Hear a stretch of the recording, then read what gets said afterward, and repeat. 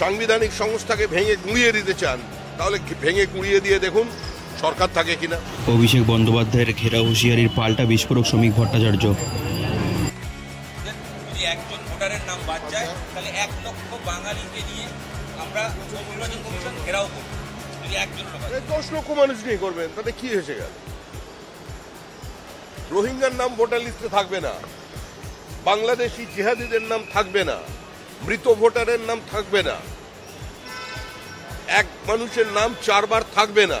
এটা হবে, এটা নির্বাচন কমিশনের বিহারে করে দেখাচ্ছে, এখানেও হবে। এখন কেউ যদি সরকারের বিরুদ্ধে যুদ্ধ ঘোষণা করেন, সাংবিধানিক সংস্থাকে ভেঙে গুঁড়িয়ে দিতে চান, তাহলে ভেঙে গুঁড়িয়ে দিয়ে দেখুন সরকার থাকে কিনা। বাবু দেখুন, অভিষেক বন্দ্যোপাধ্যায় একজন রাজনৈতিক দলের সম্মানীয় নেতা, তিনি সাংসদ, তিনি এই সরকারের উত্তরাধিকারী, কিন্তু তিনি এই সরকারের এই মুহূর্তে কেউ নন।